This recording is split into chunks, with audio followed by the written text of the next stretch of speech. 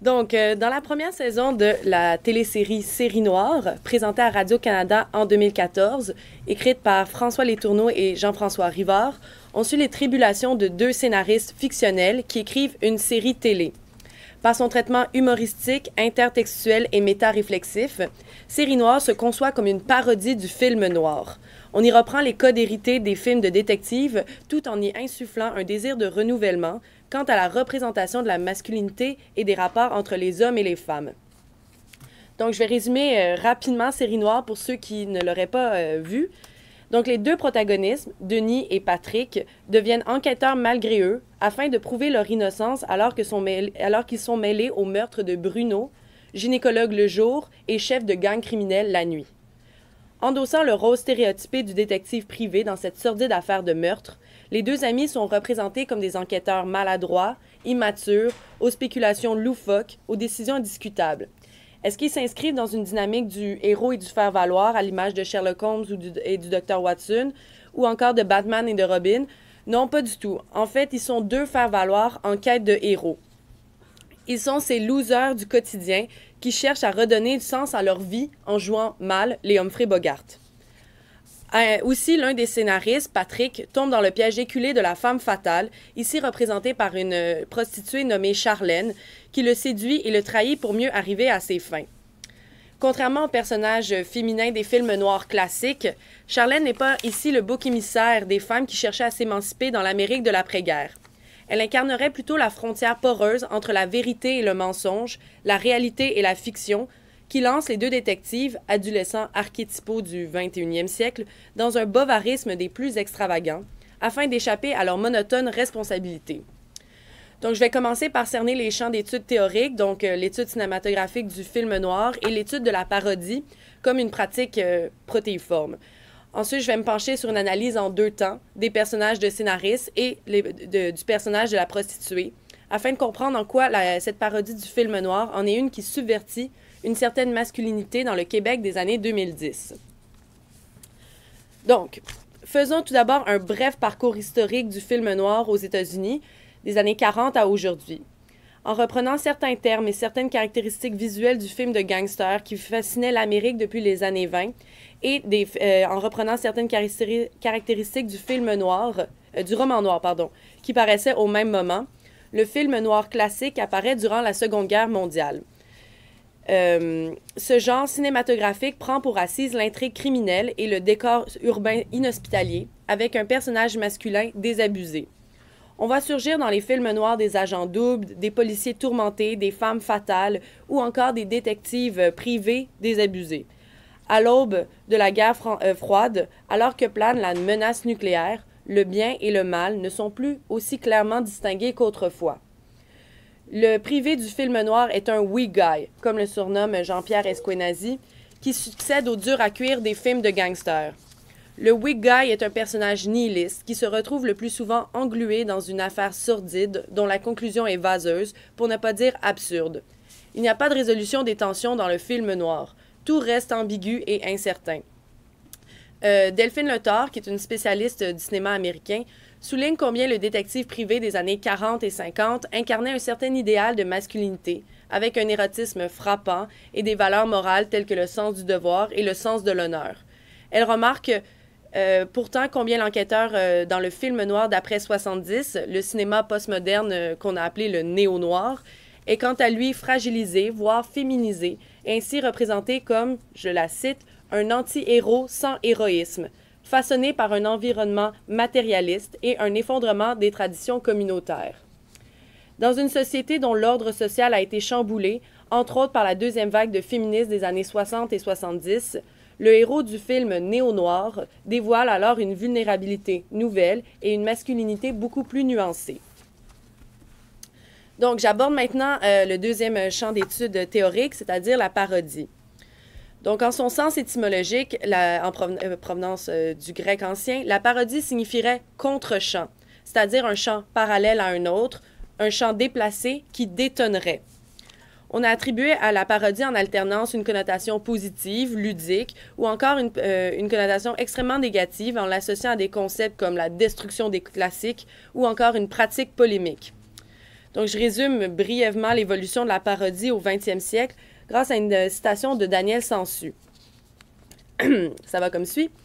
La parodie, autrefois, apparaissait généralement comme une activité polémique et satirique, retournant des thèmes et des formes, s'attaquant aux défauts d'un auteur ou d'un genre, subvertissant le patrimoine culturel à travers le rire. Les formalistes russes parlaient d'ailleurs de destruction, mais aussi de combat entre textes parodiants et textes parodiés.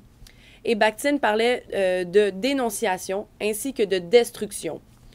Plus récemment, Margaret Rose et Linda Hutcheon relèvent toutes deux l'ambivalence et même la contradiction de la parodie, qui est à la fois révolutionnaire en ce qu'elle conteste, raille et détourne les modèles, et conservatrice dans la mesure où, même en les contestant, la parodie perpétue ces modèles. Donc, la parodie raille, détourne, déconstruit, critique, transcende à travers le rire. Le combat entre les textes, entendu ici au sens conceptuel, n'est pas toujours remporté par le texte parodiant. Même en contestant les modèles, comme l'évoquent Rose et Hutcheon, on reconduit une certaine tradition idéologique ou encore formelle. Donc maintenant, comment ça s'inscrit tout ça dans la série Noire? Donc, le film noir s'inscrit dans la télésérie de François Letourneau et de Jean-François Rivard sur le mode parodique. Le titre même de la série, plus qu'un clin d'œil, rappelle explicitement le genre dont elle s'inspire à la manière d'un hommage, mais annonçant tout de suite qu'on n'est pas dans un film noir, mais bien dans une série noire, donc une reprise de ça. Cependant, Denis et Patrick, comme on l'a déjà mentionné, n'ont rien de héros. Ils sont plutôt des losers, figure que Delphine Le Thor a retrouvée ponctuellement dans le genre néo-noir. Au sein des récits narratifs, ces losers sont parfaitement intégrés dans la structure sociale. Ils occupent le plus souvent un emploi, sont entourés d'une famille, mais ils se nourrissent de rêves qui font naître en eux le sentiment d'une frustration et d'une insatisfaction permanente. D'ailleurs, selon Sylvia Harvey, la frustration et le non-accomplissement du désir est l'une des caractéristiques fondamentales des personnages de films noirs. D'après elle, nous avons affaire à des héros frustrés, aliénés par une existence familiale routinière et par le couple monogame à la sexualité fade. Donc, ces héros cherchent des soupapes idéologiques en s'engageant délibérément dans des aventures hors de leur ordinaire, que ce soit des affaires criminelles, extra-conjugales ou autres. Dans Série Noire, Denis et Patrick, nos deux scénaristes, sont effectivement parfaitement intégrés dans la société. Ils ont des familles, des emplois, des revenus stables, mais en somme, sont-ils heureux? Non, pas du tout. Les scénaristes sont blasés par l'existence tranquille qu'ils mènent. La tension n'est plus entre les valeurs traditionnelles et le renversement de l'ordre social, ni même entre le bien et le mal, comme on l'a vu dans le cinéma noir à la sortie de la Seconde Guerre mondiale. La friction est plutôt ressentie lorsque s'entrechoquent le quotidien et le rêve, la vérité et le mensonge, et même la réalité et la fiction. Ce choc est fréquent dans le néo-noir. Il est d'ailleurs souvent un motif d'action. Je cite à nouveau Delphine Le Thor.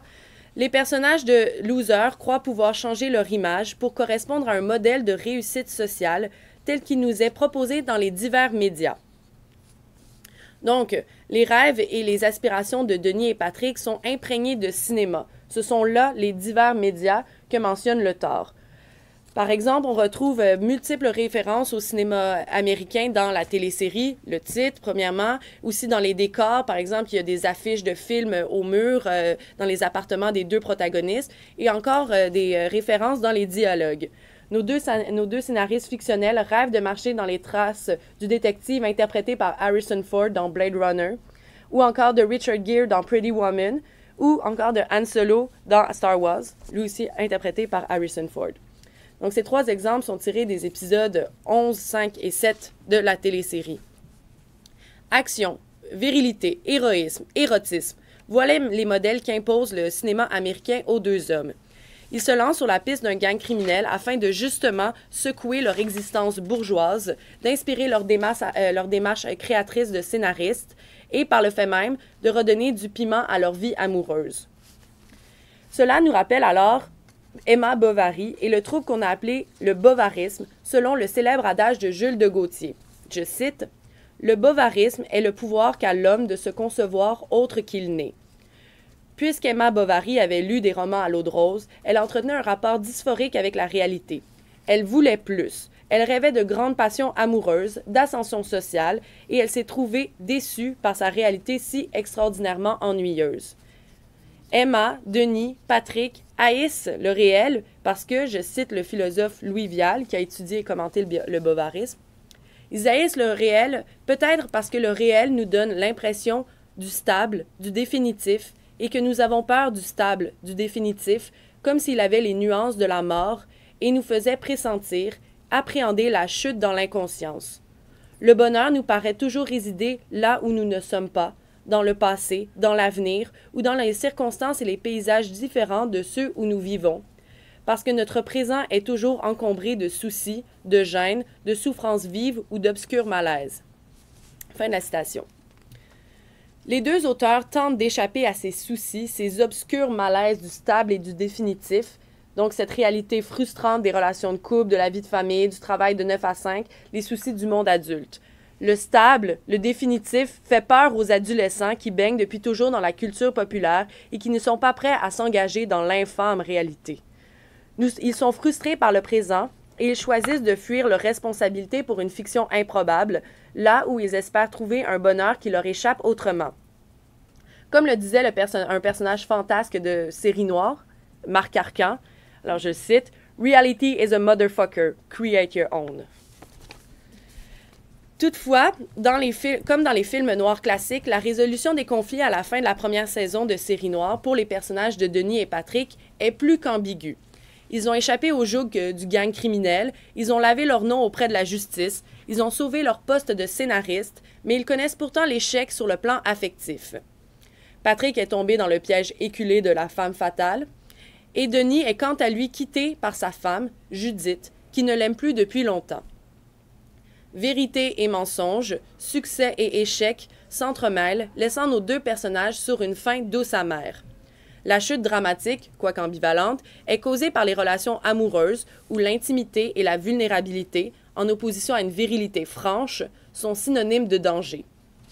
Samantha Lintop, qui est spécialiste du cinéma américain et des gender studies, note une forte influence dans le genre néo-noir des courants post-féministes et néolibérales. On représente dans les films néo-noirs des personnages féminins inspirés des discours d'autonomie et d'autodétermination de la deuxième vague de féminisme et qui sont fortement influencés par un individualisme assumé. Selon Lindop, les individus du néo-noir sont devenus, dans le contexte néolibéral, les entrepreneurs de leur propre vie. Ils sont des consommateurs de masse qui cherchent le profit individuel avant toute chose, même dans les relations personnelles et sociales. On revient maintenant au Black Friday. Charlène est à cet égard la femme fatale néo-noire par excellence. Travailleuse du sexe décomplexé, au langage relâché et aux expressions colorées, elle est manipulatrice et use de son charme pour arriver à ses propres fins économiques. Elle est la soupape idéologique de l'adolescent bourgeois qui s'ennuie dans sa vie d'adulte responsable. Si le bovarisme est la faculté départie à l'être humain de se concevoir autre qu'il n'est, Patrick transfère cette faculté sur Charlène. Il parvient, selon les termes de Jules de Gaultier, à falsifier sa subjectivité et ainsi à falsifier l'être intime de qui il fera le personnage principal de son rêve sentimental. Donc falsifier vraiment au sens de altérer, rendre faux et même au sens de tromper, parce que Patrick, effectivement, se trompe lui-même. Comme Emma Bovary imaginait ses amants plus grands que nature, dignes des romans à l'eau de rose dont elle se gavait, Patrick parvient à appliquer sur Charlène le filtre du prince charmant et de la femme en détresse tombée dans l'enfer de la prostitution. Il parvient à se concevoir comme le héros d'une comédie romantique à la Pretty Woman. Il n'est pas anodin non plus qu'il offre à Charlène l'entièreté de ses REER pour qu'elle puisse payer ses dettes. Il est prêt à sacrifier les économies qu'il a accumulées grâce à sa vie insipide de professeur de cégep et de scénariste médiocre afin de poursuivre auprès de Charlène une vie exaltante. Donc oui, Charlène a menti. Elle a joué le jeu du bovarisme en interprétant le rôle que Patrick voulait lui faire tenir dans sa fiction personnelle et elle en a tiré des milliers de dollars. Elle a été l'entrepreneur de sa propre vie sentimentale, à l'image de la vamp néolibérale. Elle incarne ainsi la frontière poreuse entre la vérité et le mensonge et surtout l'échec d'une pareille échappée dans la fiction. Invariablement, les personnages féminins des films noirs et néo-noirs sont des menaces en puissance dans l'équilibre fragile d'une société à l'hégémonie patriarcale et à l'individualisme férocement revendiqué. Patrick, qui se croyait héros de cinéma, se révèle plutôt un amoureux abandonné et floué, vulnérable, fragilisé et donc ainsi féminisé. La parodie du détective privé viril et violent et de la femme fatale manipulatrice met donc en lumière l'échec inévitable du bovarisme, cette invasion dans le fantasme dont on a caractérisé le loser du néo-noir, tout en reconduisant une crise de la masculinité postmoderne, celle des hommes en proie à des frustrations et à des insatisfactions étouffantes vis-à-vis d'un quotidien insipide. Emma Bovary et nos deux scénaristes se représentent autres qu'ils ne sont, mais pourtant, ils échouent à atteindre leur idéal personnel, ce qui, dans Série Noire, donne l'effet parodique. Je cite de nouveau Louis Vial. « Pour se mettre en règle avec les exigences du milieu social, éviter le mépris, mériter l'estime d'autrui et la sienne propre, le sujet se donne de lui-même une représentation inexacte et s'efforce de jouer sincèrement et plus ou moins fidèlement le personnage. Parfois, cette imitation n'est qu'une parodie. Le sujet s'épuise vainement à réaliser en lui-même des pensées, des sentiments, à exécuter des actes dont il est incapable. » Fin de citation. Denis et Patrick offrent une parodie du personnage qu'ils croient incarner afin de mériter l'estime de leurs proches. Ils imitent les détectives virils, les gangsters violents, les scénaristes inspirés, mais, par leur incompétence et leur manque d'habileté, ils ne font que mettre en évidence leur vulnérabilité, leur mésadaptation sociale et leur désengagement face au travail, à la famille et, en fin de compte, face à la réalité. Ils sont des losers, des adolescents en crise. Charlène, qui reprend les codes de la femme fatale sur le mode humoristique, incarne parfaitement cette tension entre la vérité et le mensonge et s'évade finalement du monde de la prostitution en manipulant les sentiments de Patrick. Aussi, Judith, la femme de Denis et la seule enquêtrice compétente dans l'affaire du gang de rue, décide de quitter son existence frustrante et ennuyeuse auprès de son mari, et peut-être même le couple hétérosexuel en général, afin de s'épanouir autrement. Est-ce que les personnages féminins dans Série Noire ont justement réussi à transcender la figure du loser, telle qu'incarnée par Denis et Patrick? Est-ce qu'une recrudescence des luttes féministes dans la société québécoise des années 2010, combat plus ou moins invisibilisé dans les années 90 et début 2000, vient façonner différemment la parodie du film noir postmoderne? Ou, à l'inverse, est-ce que la conclusion dramatique et vaseuse pour les personnages masculins, qui, somme toute, sont les têtes d'affiche de la télésérie, ne vient-elle pas condamner idéologiquement l'audace et l'agentivité des personnages féminins? Donc, on est là dans la parodie. Entre révolution et perpétuation des traditions formelles et idéologiques, la parodie laisse les spectateurs et les spectatrices incertaines. Voilà.